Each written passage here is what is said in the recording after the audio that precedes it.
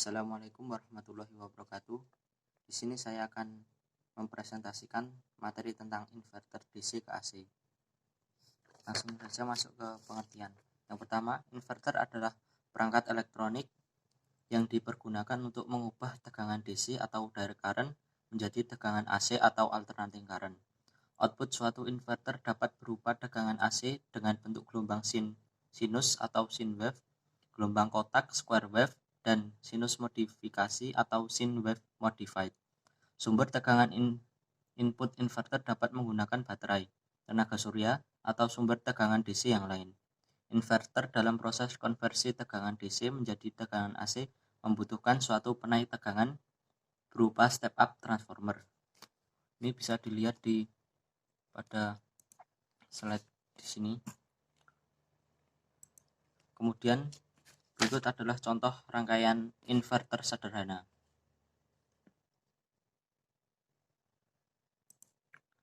Yang kemudian jenis-jenis inverter DC ke AC. Berdasarkan jumlah fasa output inverter dapat dibedakan dalam yang pertama inverter satu fasa, yaitu inverter dengan output satu fasa. Yang kedua inverter dua fasa, yaitu inverter dengan output tiga fasa. Kemudian berdasarkan cara pengaturan tegangannya, yaitu yang pertama adalah voltage feed inverter atau VFI, yaitu inverter dengan tegangan input yang diatur konstan. Kedua, current feed inverter atau CFI, yaitu inverter dengan arus input yang diatur konstan. Ketiga, variable DC link inverter, yaitu inverter dengan tegangan input yang dapat diatur. Yang selanjutnya, berdasarkan bentuk gelombang outputnya, inverter dapat dibedakan menjadi yang pertama, sine wave inverter, yaitu inverter yang memiliki tegangan output dengan bentuk gelombang sinus murni. Inverter ini dapat memberikan supply tegangan ke beban induktor atau motor listrik dengan efisiensi daya yang baik. Kedua, sine wave modified inverter, yaitu inverter dengan tegangan output berbentuk gelombang kotak yang dimodifikasi sehingga menyerupai gelombang sinus. Inverter jenis ini efisiensi daya yang rendah apabila digunakan untuk mensuplai beban induktor atau motor listrik. Yang ketiga adalah square wave inverter, yaitu inverter dengan output berbentuk gelombang kotak.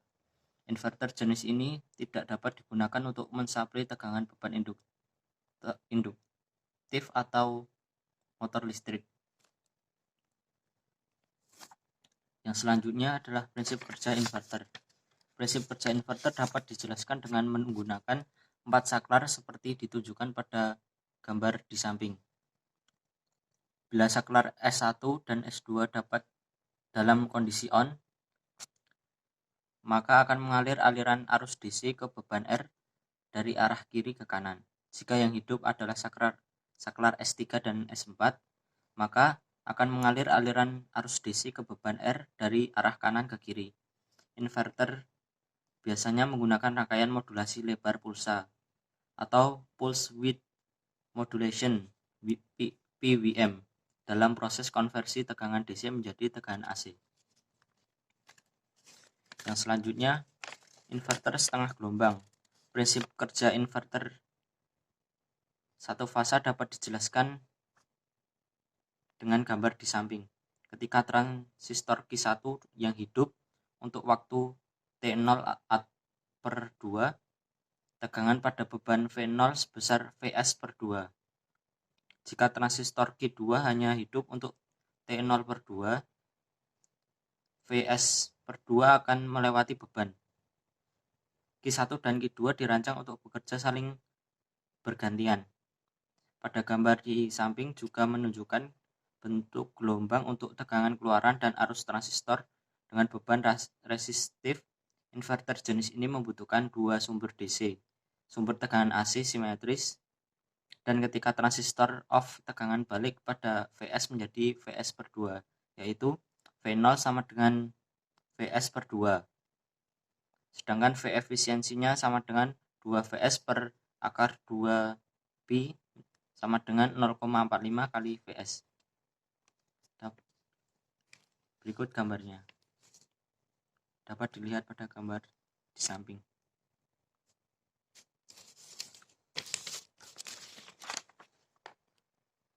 Selanjutnya, inverter gelombang penuh. Rangkaian dasar inverter gelombang penuh dan bentuk gelombang output dengan beban resistif ditunjukkan pada gambar di samping. Ketika transistor Q1 dan Q2 bekerja on, tegangan Vs akan mengalir ke beban, tetapi Q3 dan Q4 bekerja off. Selanjutnya transistor Q3 dan Q4 bekerja on, sedangkan Q1 dan Q2 tidak bekerja atau off. Maka pada beban akan timbul tegangan Vs. Dapat dilihat pada gambar di samping.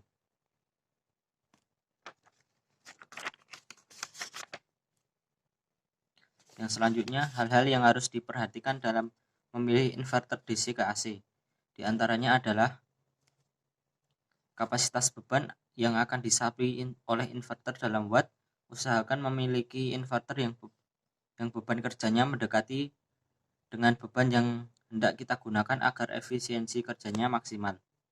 Kedua, sumber tegangan input inverter yang akan digunakan input DC 12 volt atau 24 volt. Yang ketiga, bentuk gelombang output inverter, sine wave ataupun square wave untuk tegangan output AC inverter. Hal ini berkaitan dengan kesesuaian efisiensi inverter inverter DC ke AC tersebut.